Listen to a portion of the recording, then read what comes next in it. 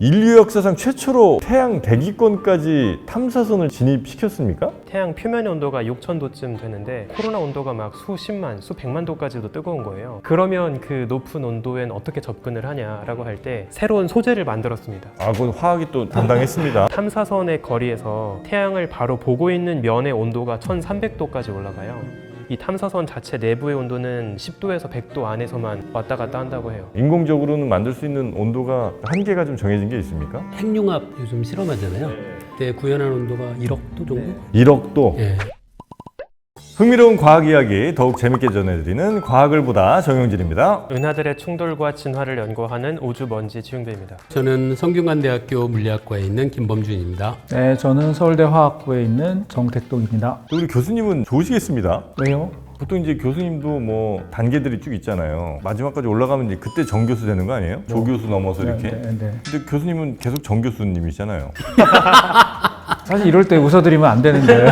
참지 마세요. 억지로 참을 거 아닙니다, 그거. 평생 조교수 하시는 분도 있습니다. 네, 성균관대 부교수님도 계십니다.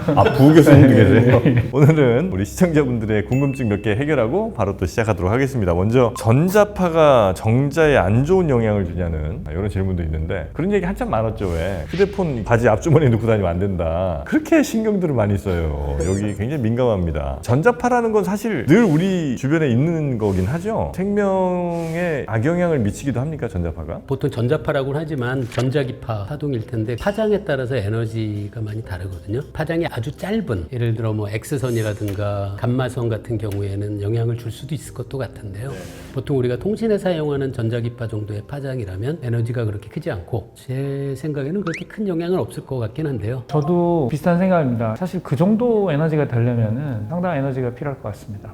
그래서 그 프랑스였던 걸로 제가 기억하는데 거기에는 아예 사람들이 이렇게 모여 사는 분들이 계세요. 핸드폰 같은 거 아예 일절 안 쓰고 공동체 같은 그런 걸로 해서 은박지로 그 동네 자체를 아예 싹 덮어놓습니다. 그래서 전자파 같은 거 못 들어오게 하려고 거의 모든 기기들을 다 그냥 차단시키고 안 쓰시더라고요. 그냥 전자파로부터 몸을 지키고 싶어서 그렇게 산다는 거예요. 그렇죠. 사실 천문학에서 사용하는 거대한 전파 망원경들 있잖아요. 그 전파 망원경 주변 지역은 일반 주민분들도 최대한 그런 전자기기 사용이 좀 제한되기는 해요. 전파 안테나로 관측을 할 때 방해가 되니까. 그렇죠. 이제 그런 게 있는데 그분들은 이제 그런 게 아니라 그냥 몸을 지키려고. 스스로를 지키려고. 신기하네요. 그리고 좀 과학적인 게 이렇게 금속으로 둘러싸고 있으면 바깥에 있는 전자기파가 투과해서 안으로 들어가지 못하거든요. 그런 면에서는 과학적이긴 한데 은박지로 이렇게 둘러싼 게 그 예를 들어 뭐 금속으로 되어 있는 엘리베이터 안에 타면 휴대폰 잘 안 터지고 그렇잖아요. 그게 그 이유거든요. 근데 그렇긴 한데 그거로 외부의 전자기파를 막을 수는 있겠지만 네. 막지 않는다고 하더라도 그렇게 크게 위험할 것 같진 않아요. 전자레인지에서 뭘 데우는 게 혹시 그것도 전자파입니까? 그렇죠. 마이크로웨이브. 예. 그럼 거기에는 은박지 둘러싸면 당연히 안에 있는 거는 음식이 안 데워지고요. 예, 그렇죠. 예. 금속으로 되어 있는 걸 금속으로 감싼 다음에 전자레인지에 넣지 않는 걸로 되게 안내를 하죠.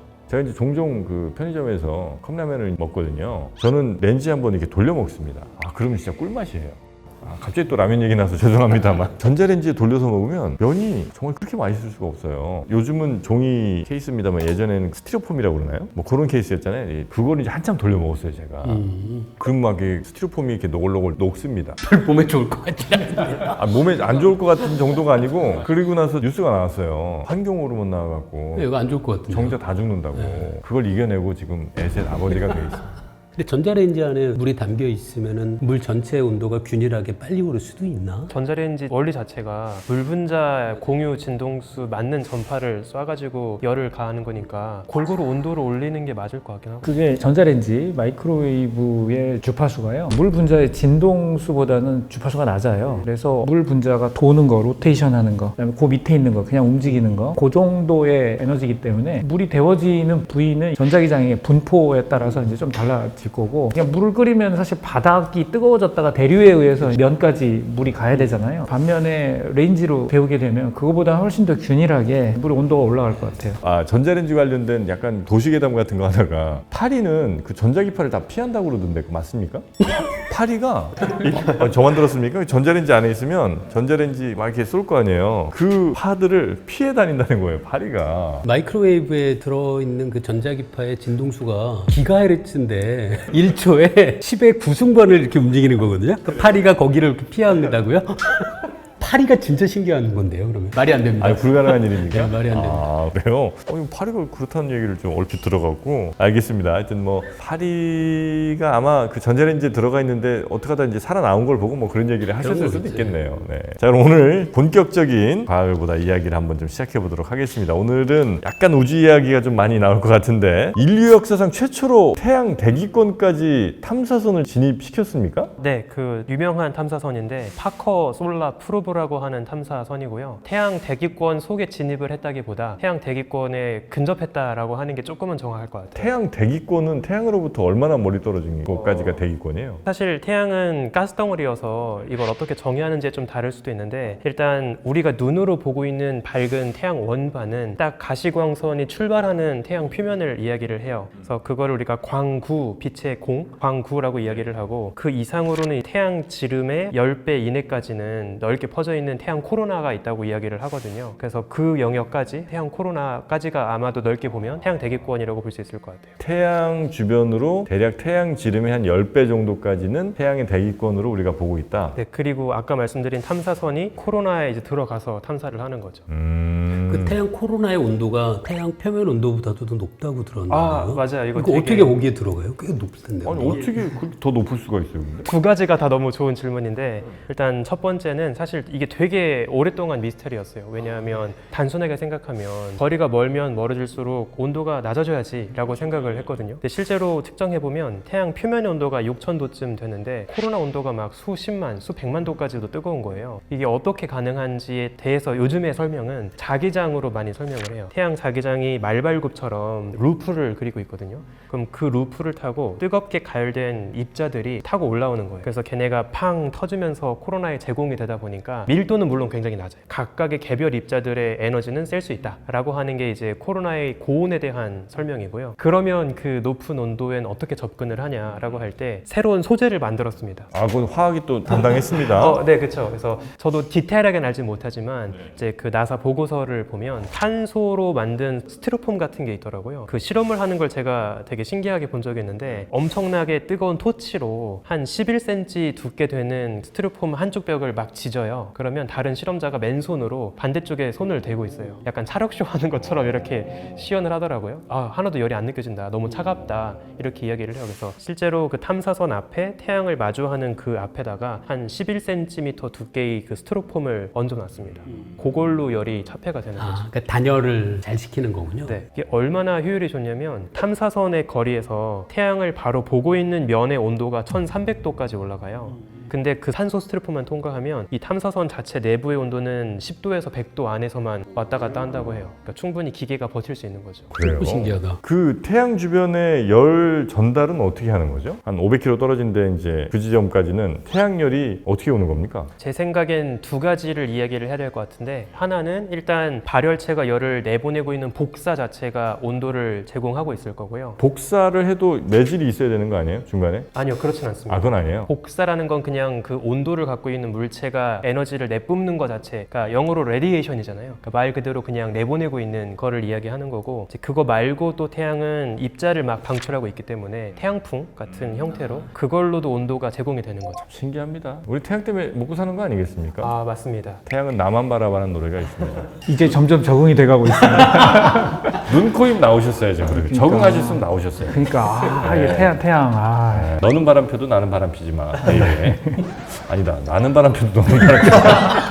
아, 맞네. 헷갈렸어. 그럼 지구에 있는 물질들은 대체로 거기 가면 거의 다 그냥 타는 거죠? 네, 그렇죠. 버틸 수 없겠죠. 그럼 가서 뭐 관측하는 거예요, 그 친구는? 아, 너무 중요한 질문인데 태양은 천문학에서 되게 중요한 의미를 갖고 있어요. 네. 왜냐하면 그나마 거리가 가까워서 표면을 볼 수 있는 유일한 별입니다. 그렇게 별이죠, 보면 또. 별. 네. 따지고 보면 우리가 먼 항성계, 은하계 이야기를 할 때 거기에 적용하는 별의 물리, 항성 물리는 다 태양을 보고 배운 걸 그대로 적용하고 있는 거예요. 네네네. 태양에 대해서 만약에 우리가 잘못 알고 있었다면 슬프게도 모든 항성 물리가 다 이제 다시 쓰셔야 되는 거죠. 그나마 표면을 디테일하게 볼 수 있는 별이 유일하게 태양이다 보니까 그걸 가지고 엄청 연구를 하는 거예요. 태양 내부에서 어떻게 온도가 뜨겁게 이루어지고 있는지, 표면에서 어떤 현상이 벌어지고 있는지 이런 것들을 디테일하게 유일하게 볼 수 있으니까. 그럼 거기에 있는 그 친구는 계속 그 주변을 돌다가 데이터만 우리 지구로 보내요? 아니면 갔다가 다시 한번 옵니까? 실제 지금 쓰고 있는 파커 솔라 프로브는 궤도가 되게 크게 찌그러진 타원 궤도를 그리고 있어요. 일단 타원 궤도를 왜 그리냐면 타원의 경우에는 굉장히 가까이 접근했다가 멀리 도망갈 수 있거든요. 그러니까 만약에 예쁜 원궤도만 그리면 굉장히 가까이 접근하는 궤도를 그리기가 어려워요. 그래서 이왕이면 태양 표면을 가까이 봐야 하니까 굉장히 크게 찌그러진 타원을 그리고 있고, 또 이렇게 하면 중간중간 멀리 도망가는 셈이 되니까 탐사선을 좀 안정적으로 쓸 수가 있는 거죠. 그래서 굉장히 크게 찌그러진 수성궤도 안팎으로 아마 길게 왔다 갔다 하고 있을 겁니다. 수성이랑 비슷한 위치에서 네네. 한번 가까이 한번 갔다가 너무 뜨거우면 살짝 이제 좀 피했다가 네. 왔다 갔다 하면서. 사실 이 방법이 그 태양 탐사선 말고도 목성 탐사선 중에 준호라고 지금 활용하고 있는 애가 있거든요. 얘도 똑같이 굉장히 극한으로 찌그러진 타원 궤도를 그려요. 그래야 목성 대기권에 들어갈락 말락할 정도로 접근했다가 나올 수 있으니까 목성 구름 속을 좀만 더 보고 싶어서 그렇게 하는 거죠. 그때 설명해 주시기로도 아마 태양에 불꽃처럼 돼 있는 게 그 불꽃이 아니란 말씀 아마 주셨던 것 같은데. 네. 그 이제 보이기에는 그냥 불꽃처럼 보이긴 합니다. 장작에도 보면 이렇게 막 이렇게 활타로운 불꽃이 있고요. 라이터 이렇게 켜도 이제 불꽃이 있고. 불들은 온도가 대체로 비슷합니까? 아니면 굉장히 뭐 뜨거운 온도의 불들도 있고 낮은 온도의 불들도 있고 그렇습니까? 당연히 불빛도 온도에 따라 굉장히 다양합니다. 사실 여기부터는 조금 복잡해질 수 있는데 우리가 불꽃의 색깔이라고 할 때 두 가지를 좀 구분할 필요가 있을 것 같아요. 하나는 자체가 갖고 있는 온도만큼 에너지를 발열하는 것을 우리가 여러 파장의 빛으로 쭉 나오게 될 텐데 그걸 다 섞어서 보는 거잖아요. 만약에 어떤 뜨거운 별이 있으면 얘는 파란 파장의 빛도 내고 있고요. 녹색 파장의 빛도 내고 있고 노란 파장의 빛도 내고 있어요. 근데 온도에 따라서 어떤 뜨거운 별은 주로 파란 색깔 파장의 빛을 많이 내고 있는 거고요. 어떤 미지근한 별은 붉은 파장의 빛을 더 많이 내고 있는 거죠. 근데 우리는 눈으로 그걸 다 섞어서 보니까 파란 파장이 주로 나오고 있는 별빛은 푸르스름하다. 붉은색 파장을 더 많이 내고 있으면 얘는 붉으스름하다. 이렇게 이제 판단을 하는 거예요. 요거를 흑채 복사라고 합니다. 흑채? 그건 아이. 흑채? 흑채. 이건 어입니다. 블랙 바디. 처이. 차이 말고 처이. 알았고요. 흑채, 복사. 네, 그래서 보통 별의 경우에는 온도가 뜨거우면 푸른 색깔, 온도가 미지근하면 태양같이 붉으스름한 색깔 이런 거를 갖고 있어요. 그럼 이제 우리가 지상에서 보는 그런 불들 외에 푸른빛 불들도 있고 빨간색 불들도 있잖아요. 네. 그것도 온도를 나타내기도 해요? 아니면 그거는 그냥 뭐 타는 어떤 뭐 소재에 따라서 그렇게 색깔이 좀 다른 겁니까? 그게 원소에 따라 색깔이 좀 다를 수 있거든요. 아, 그래요? 예, 정 교수님이 정 교수님 갑니까? 네, 그 원소들마다 이제 왜 우리 중학교, 고등학교 아르곤 뭐 또는 나트륨 뭐 맞아요. 색깔이 맞아요. 스트론튬 뭐 네네. 빨강색 뭐 이거 다 외우고 그러잖아요. 네. 네. 그게 이제 원자들마다 고유한 이제 색깔을 눈으로도 볼 수가 있기 때문에 그러는데 이제 학생들한테 원소마다 다른 색깔의 불꽃을 내는구나 하는 것을 눈으로 보여줄 수 있는 실험이라서 많이들 하는데 그 원소의 이게 불꽃 반응이 물질에 대한 시각을 완전히 바꿔놓는 계기가 됐어요. 그전에는 주기율표를 물성이 비슷하다 해가지고 이제 이렇게 표를 만들었었는데 나중에 20세기 들어와서 양자역학 같은 것들이 발전을 하면서 원소들마다 왜 얘는 이 줄에 있어야 되고 얘는 왜 요 열에 있어야 되는지 하는 것을 완전히 이해하게 됐는데 그게 바로 이 불꽃 색깔 그거를 해석하려다 보니까 이제 양자역학까지 가게 된 불꽃 색깔과 양자역학의 관계가 있어요? 굉장히 깊은 관련이 있죠. 그리고 양자역학이 물리에서 정립이 됐기 때문에 그 다음에는 이제 원자들과 원자들이 어떻게 연결돼서 결합을 만드는가 하는 것이 나오게 돼서 이제 화학이 갑자기 또 혁명이 일어나게 된 겁니다. 화학적으로 제일 뜨겁게 낼 수 있는 온도는 몇 도쯤 가능한 온도입니까? 최고로 뜨거운 거는 사실 별이 만들고 있다고 봐야 되겠죠. 별이. 지구상에서는 아마 쉽지 않을 거예요. 그 정도가. 인공적으로는 만들 수 있는 온도가 대충 뭐 몇 도까지 갔다 이게 혹시 뭐 한계가 좀 정해진 게 있습니까? 이게 이론적인 한계는 아마 없을 것 같긴 한데요. 지구상에서 핵융합 요즘 실험하잖아요. 그때 구현한 온도가 1억 도 정도? 1억 도? 예, 엄청난 온도죠. 뭐 태우면 1억 도가 나와요? 그럼 어떻게 온도를 올리는지 저는 모르겠는데 어떻게 하지? 그 방법이 되게 많긴 해요. 우리나라에서도 하고 있고 많은 K-스타 나라가 뭐 그런 네네 거. 맞습니다. 그 K-스타라는 한국 핵융합 연구소가 있거든요. 거기에서 보통 하는 방법이 뭐냐면 어느 정도 가스 같은 거를 가열시키면 얘가 다 이온화가 돼서 플라즈마 상태가 되거든요. 이온화가 돼서 플라즈마 상태가 된다는 건 뭐예요? 기체 상태의 이온이죠. 소금은 물 속에 섞여 있는 이온이에요. 이온인데 예. 그게 아니라 기체 상태에서 그냥 전하를 띠고 있는 놈이 돌아다니고 있는 이온화가 된다. 전하를 띠게 된다. 보통 우리가 보는 이런 공기 중에 질소, 산소 같은 거는 막 돌아다니긴 한데 기체 상태이기는 한데 이온은 아니잖아요. 산소도 정기적으로 중성, 뭐 질소도 중성. 이온은 뭔데요? 그러니까 전하를 갖고 있는 거. 그래서 전하를 갖고 예, 있다. 어떤 원자가 있는데 이 원자에서 전자를 하나 떼냈다. 그러면 마이너스가 나갔으니까 얘는 플러스가 되잖아요. 그걸 이온이라고 불러요. 전하를 띠고 있는. 좋습니다. 그래서 이온 상태로 만들어서 그다음에 플라즈마가 된다고요? 그게 플라즈마예요. 그러니까 플라즈마라는 A 정의 자체가 이온화된 상태를 이야기하는 거예요. 그래서 온도가 올라가면 결합력을 이기고 다 분해가 되니까 그래서 이제 이온화가 쉽게 되거든요. 태양도 그래서 다 이온화된 플라즈마 덩어리인 거예요. 네네네. 플라즈마 덩어리한테 전기를 주면 얘가 저항이 있다 보니까 저항만큼 먼저 기본적으로 열이 올라가요. 전기를 주입하면 네, 그러니까 전기가 흐르게 되면 커다란 도넛 모양으로 우리가 토카막이라고 하는 장치가 있는데 도넛 모양 안에다가 플라즈마가 만들어지면 전기를 흘려요. 그러면 걔가 저항이 세면 셀수록 더 온도가 많이 올라갈 테니까 그걸로 일단 기본 예열을 합니다. 그 예열 단계예요? 근데 이걸로만으로는 1억 도까지는 못 올린대요. 이걸로만 아무리 해도 뭐 수천만 도? 수천만 도? 네. 고작?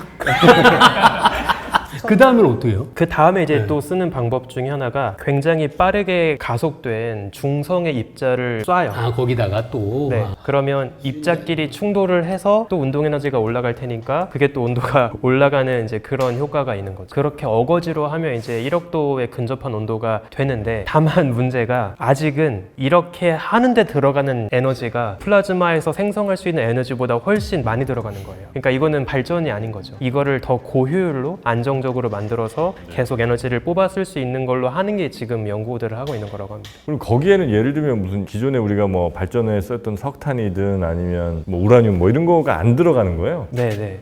그래서 이게 원자력이랑 핵융합이랑 제일 다른 점이 원자력은 우라늄 같은 무거운 애들을 쪼개서 분열시켜서 그걸로 열이 나오면 그걸로 터빈 돌려서 에너지를 뽑아내는 네네네. 거고 네. 핵융합은 수소같이 작은 애들을 뭉치는 융합 반응에서 나오는 열로 똑같이 결국엔 터빈 돌려서 에너지 뽑아 쓰는 거거든요.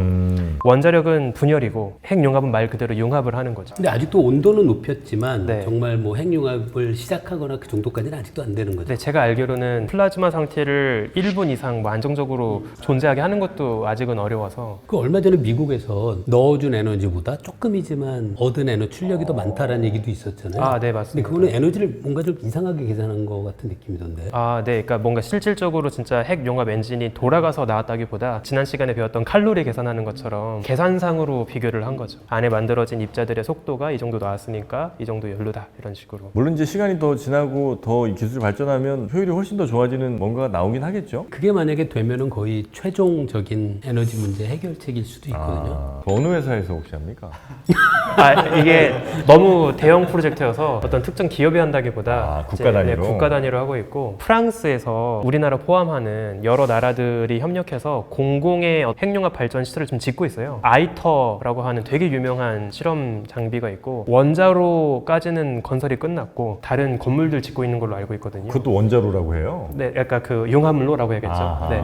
핵 분열이 일어나면 원자 번호가 낮아지고요. 원자번호 75번 애가 그러면 핵분열하면 74번데요? 그렇죠. 그러니까 그 안에 이제 양성자가 줄어들면은 원자 번호가 줄어드는 거거든요. 원자번호가 양성자 숫자로 결정되는 거예요? 그러니까 핵 안에 있는 양성자 숫자가 원자 번호거든요. 그래서 이제 그 안에 중성자 숫자가 줄어들면 질량수만 줄어들고 원자 번호는 안 주는데 양성자까지 줄어들면 원자 번호도 줄어드는 거예요. 그럼 원자에는 핵이 있죠? 네.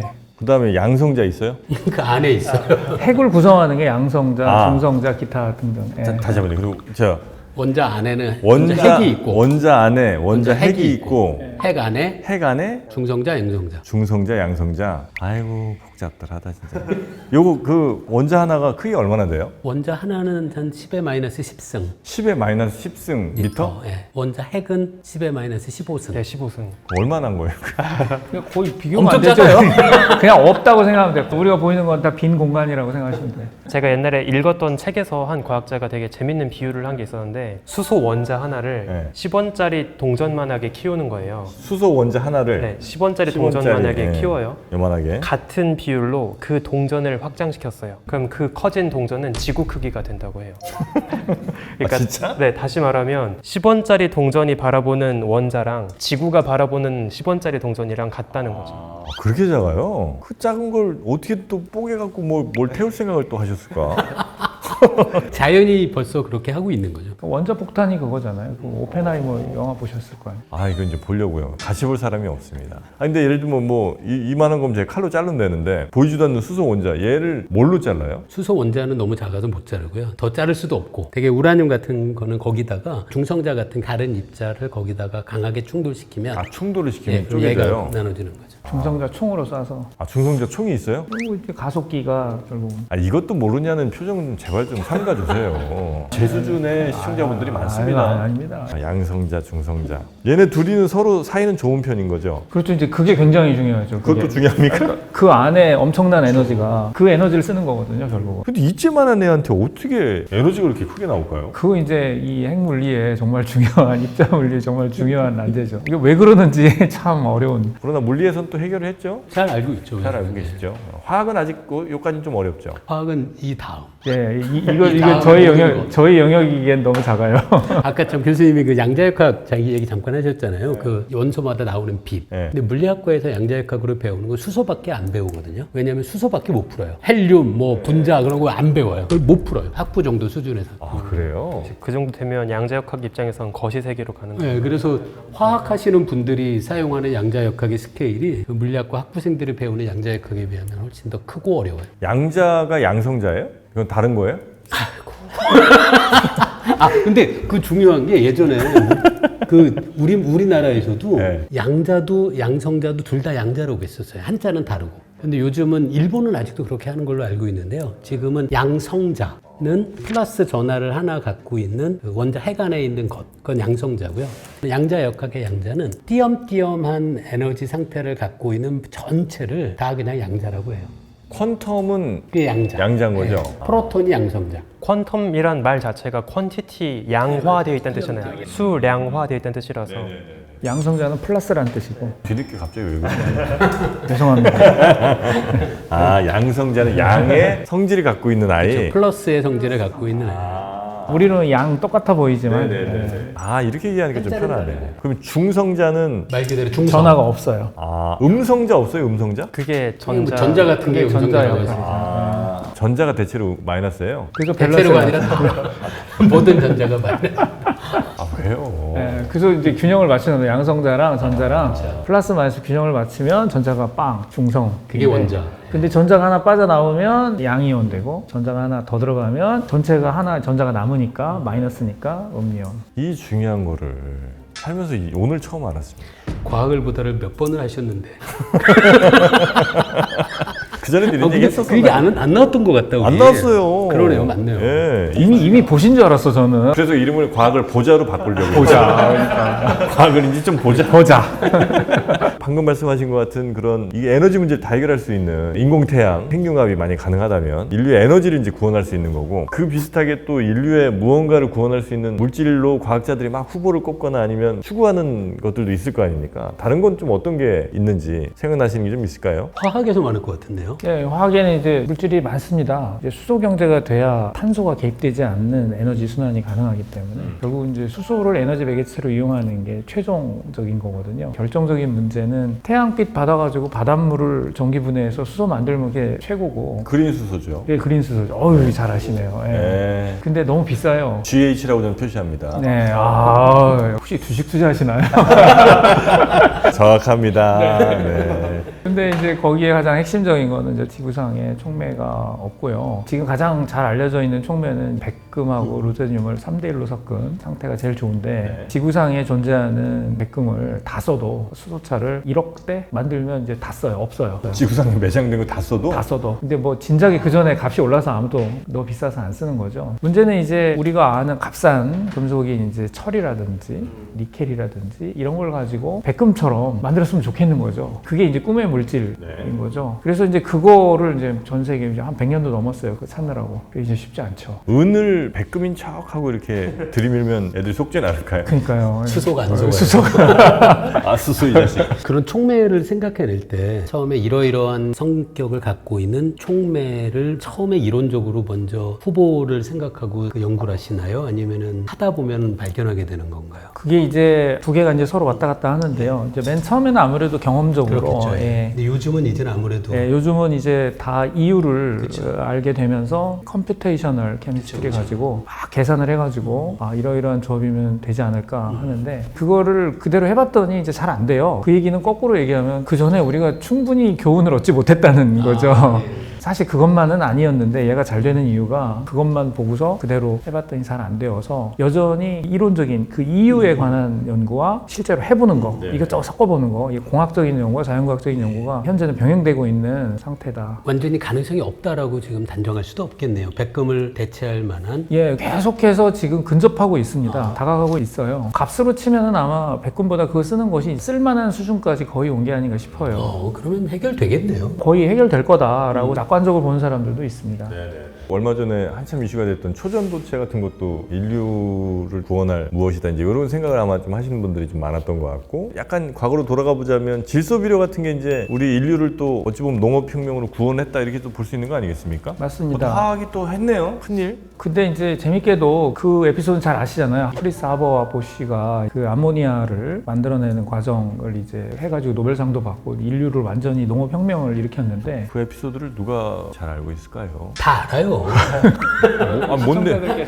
생화무기 말씀하시는 거예요? 공기의 뭐 연금술 이런 얘기. 질소하고 수소하고 섞어서 암모니아를 만드는데 철촉매를 썼어요. 질소와 수소를 합치는데 철이라는 촉매를 사용했다. 예. 근데 이제 압력을 높이고 온도를 좀 높여야 돼요. 하지만 어찌됐든 주변에 질소는 많잖아요. 사실 그 질소 비료를 얻을 수가 없었어요. 암모니아를. 암모니아를 얻는 게 핵심이에요. 왜냐하면은 암모니아가 있어야 비료를 만들 수가 있어요. 화장실 가면 되는 거 아닙니까? 그래서 예전에는 다 사람이나 동물의 분뇨로부터 암모니아를 얻었어요. 그래서 동물의 분뇨로 만들어진 섬을 막 다 파고 채굴을 하고 막 이랬어요. 그것도 역시 질소의 산소가 분야, 수소가 분야의 차이일 뿐이지 결국은 땅에 질소가 있어야 된다라는 것은 똑같은데 공기 중에는 질소가 너무 많은데 땅에는 질소가 있기 어려워요. 공기 중에 있는 질소는 질소와 질소끼리 붙어 있어서 너무 안정해가지고 절대로 반응을 안 해요. 땅으로 좀 내려보내는. 땅으로 내려보내야 되죠. 그게 질소비료거든요. 질소비료가 있어야 식물들이 잘 자라요. 자랄 수가 있으니까. 그래서 이제 농업혁명이 일어난 거예요. 적은 땅 가지고도. 네네. 이제 이게 하버와 보쉬가 기여한 건데, 근데 이 하버와 보쉬가 결국은 철촉매를 발견했기 때문에 질소하고 수소 아무리 섞어놔도 암모니아가 원래 안 되는데 거기에 철촉매를 썼더니 이 정도 압력과 이 정도의 온도에서 되더라 하는 거를 발견한 거거든요. 근데 그거는 아까 김범준 선생님께서 말씀하신 것처럼 그때는 양자역학이나 이런 게 보편정화되지 않았기 때문에 몰랐어요. 경험적으로 아는 거군요. 그렇죠. 다 해본 거죠. 대단하다. 그거 어떻게 찾았을까? 근데 인류에게는 너무나 운이 좋았던 게 너무나 흔한 철, 그것도 산화철, 주변에 녹슨 거 많잖아요. 산화철이라는 게 녹슨쇠. 녹슨쇠 그거 된 거예요. 그러니까 이게 인류한테는 정말 축복인 것이죠. 그렇게 쉽게 되다니. 그렇게 많이 찾지도 않고. 근데 이제 아까 말씀드렸던 수소나 아까 연료전지를 쓰려면 수소를 이제 다시 전기로 만들 때 쓰는 연료전지 같은 건 또 산소환원을 시켜야 되는데 그것도 백금이 제일 좋아요. 백금은 왜 이걸 잘하는 걸까? 이것을 하버나 보쉬는 혁명을 일으킬 때 자기가 알아서 한 게 아닌데 비슷한 방식으로 수없이 많이 했는데 못 찾은 거예요. 그래서 이제는 원리를 알고서 좀 뭘 해야 될 것 같다. 이런 상황인 것이죠. 그래서 이제 수소 경제로 가는 길에 가장 중요한 허들 하나가 바로 그 부분이군요. 바로 그겁니다. 촉매. 지금. 예. 제2의 하버 보쉬가 필요합니다. 그걸 교수님이 한번 만들어 보시면 어떨까요? 아니 저도 관심 있고 모든 사람들 이제 화학자들 가운데 에너지 관련하는 작은 분자를 다루는 화학자들한테는 공통의 일종의 성배 같은 그런 겁니다. 그걸 만약에 우리 교수님이 하신다면 제가 든든한 후원자가 되겠습니다. 든든한 후원자가 되셔야 하신답니다. 아 먼저 돼야 되는 거예요? 그 나사라는 곳이 정말 그 우리 천문학을 또 연구하시는 하늘을 많이 보시는 분들한테 정말 꿈의 직장 아니겠습니까? 당연하죠. 만약 나사에서 부르면 바로 갈 거예요 지금? 실력이 없어서 부르지 않지만 불러만 준다면 당연히 가겠습니다. 과학을 보면 어떡해요? 미련 없으신 것 같아 보니까. 죄송합니다. 들켰네요. 아 근데 나사가 그렇게 좋아요? 너무나 훌륭하죠. 사실 천문학자 말고도 물리학자, 화학자, 지질학자, 생물학자 모든 과학의 최전선이라고 생각을 하기 때문에 나사가? 네. 연봉이 셉니까 혹시? 사실 저도 받아본 적은 없어서 얼마 받는지는 모르겠지만 그런 것보다 인류가 추구하는 그 질문의 최전선에 도전하고 있다라는 거가 제일 매력적인 것 같아요. 자부심 같은 게 또 있군요. 네네. 나사에 직원들이 많죠? 굉장히 많을 겁니다. 몇천 명 이상. 한 프로젝트에 참여하는 인력이 아마 그 정도일 것 같고요. 아 그래요? 네. 여기는 근데 뭐 연구비 막 엄청 깨먹어도 별로 뭐라고 안 한다면서요? 아, 그게 뒷이야기가 있어요. 우리가 나사 역사를 보면 댄 골딘이라고 하는 나사 국장이 재임했던 시절이 있거든요. 그때가 지금 많은 사람들이 평가하기로 약간 흑역사였다고 이야기를 하는데 90년에서 2000년대까지 시기예요. 그 국장이 취임하기 직전에 챌린저호 폭파 사고가 있었어요. 근데 그 여파 때문에 분위기가 어떻게 되냐면 우주 개발 예산 아깝다, 이렇게 위험한 거 하지 말아라, 이런 분위기가 되게 팽배했어요. 그래서 댄 골딘이라는 사람이 취임한 동안 나사에서 걸었던 슬로건이 뭐였냐면 FBC였어요. Faster, Better, Cheaper. 빠르게, 더 잘하고, 싸게. 예산 절감에 엄청나게 신경 썼던 시기였거든요. 근데 정말 아이러니하게도 그 시기 동안에 온갖 흑역사가 다 만들어집니다. 나사에서. 대표적으로 허블망원경도 애써 만들어서 올렸더니 알고 보니 설계가 잘못되었고, 기대하고 딱 사진을 보니까 흐리멍텅한 사진이 나온 거예요. 그래서 또 불필요하게 돈 더 들여서 우주인들이 올라가서 수리해서 지금 멋진 사진 찍고 있는 거죠. 그거 말고도 되게 흑역사가 많은데, 그 유명한 사건 중에 하나가 화성 탐사선 중에, 이거 옛날 일인데 그 메리너 1호라고 하는 탐사선이 있었어요. 근데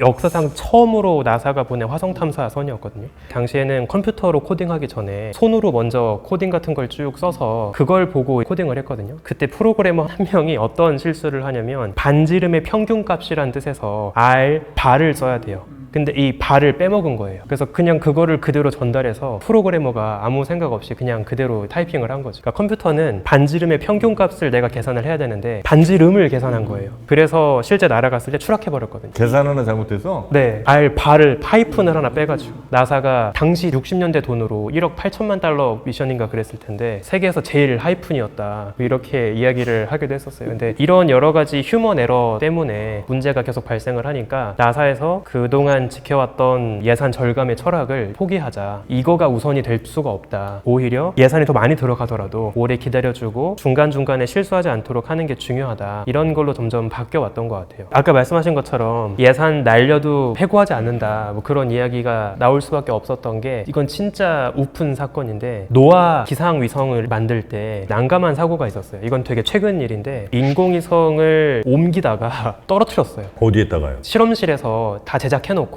수직으로 서 있던 거를 수평으로 눕혀서 부품을 점검하려고 이제 그 작업을 했어요. 그냥 이렇게 돌리다가 툭 떨어진 거예요. 다시 만들었어요, 처음부터. 그러니까 이거 다 수리해가지고. 근데 이때 이게 왜 사고가 났냐면, 받침대 볼트 24개가 있었는데 이거를 전임자가 다 빼놓고 간 거예요. 근데 그게 소통이 안 된 거죠. 그래서 좀 있다가 새로 온 사람들이 아무 생각 없이 다 잘 고정되겠거니 하고 돌린 거예요. 근데 툭 떨어졌거든요. 그때 그 사고가 났을 때 보고서를 보면 제가 되게 인상 깊었던 게, 그 사고를 일으켰던 개개인에 대한 문책은 별로 없고요, 왜 이런 일이 시스템적으로 막을 수가 없었는가에 대한 분석이 엄청 많아요. 그래서 부럽다. 궁극적인 책임은 결국에 정부부터 시작해요. 와, 멋있다. 네, 정부에서 이런 가이드라인이 내려오지 않았고, 나사에서도 우리가 헤드쿼터에서 이런 인력 배치를 잘못했고, 그래서 모니터링 인력이 부족했고, 그다음에 이런 것들을 쭉 분석해서 결국에는 헤드부터 바꾸는 작업을 하거든요. 그 되게 사소한 사고였는데, 와, 우리나라 같으면 야, 부럽다 그런 거. 네, 그 되게 저는 인상 깊었어요. 그러네요. 어떤 뭐 사람을 질책하고 이런 것도 물론 때에 따라서 필요하겠지만, 하여튼 그런 시스템을 먼저 좀 고쳐놓고, 그 시스템 하에서 뭔가 인간이 잘못했을 때는 뭐 거기에 대해서 문책을 할 수도 있겠지만, 네. 사실 그렇게 해야 그 이후에 비슷한 사고가 다시 발생하는 걸 막을 수 있는데, 다들 비슷한 생각이시겠지만 우리나라에서 이런 일이 벌어지면 아마 그 나사 푼 사람, 그 사람 강하게 문책하고 해고한 다음에는 마치 이 문제가 해결된 것처럼 생각하고 그냥 넘어가는 게 우리나라는 많은 것 같아요. 김범준 교수님도 바로 뭐 나사 갈 마음 먹으신 것 같은데요. 뭐 불러주시면 아, 교수님도 가십니까? 저야 뭐 데려다 놔봤자 뭐 쓸 데가 있겠습니까?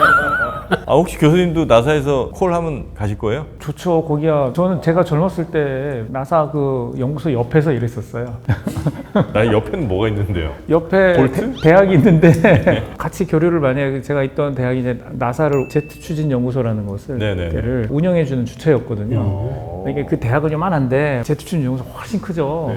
그래서 사실은 되게 웃기는데, 그래서 거기 있는 일하시는 분들이랑 함께 공동 연구도 하고 교류도 하고 그랬었죠. 반쯤은 나사에 발을 담그셨다고 봐도 되겠군요. 아이 뭐 저는 거기서 월급 안 받았기 때문에 나사에 발을 담갔다고 말하면 안 되고요. 근데 하여간 거기 계시는 분은 되게 즐겁게 일하셨던 것 같아요. 예. 나사는 최고 책임자가 뭐예요? 국장이에요? 네, 국장입니다. 이번에 올라간 제임스 웹 보조망원경의 제임스도 전임 국장 이름 중에 한 명이잖아요. 아폴로 미션 당시를 이끌었던.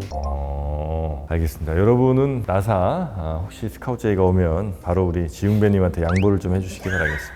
그런데 그럴 일은 없을 겁니다. 네. 갈 수도 있죠. 네, 더 노력해 보겠습니다. 자, 오늘 과학 이야기로 시작해서 직장 이야기까지 이렇게 쭉 한번 와봤는데요. 오늘 또 여러분은 어떻게 재밌게 보셨는지 모르겠습니다. 다음 시간에도 저희는 재밌는 과학 이야기 전해드리도록 하겠습니다. 자, 오늘도 함께해 주신 세 분 대단히 고맙습니다. 수고하셨습니다.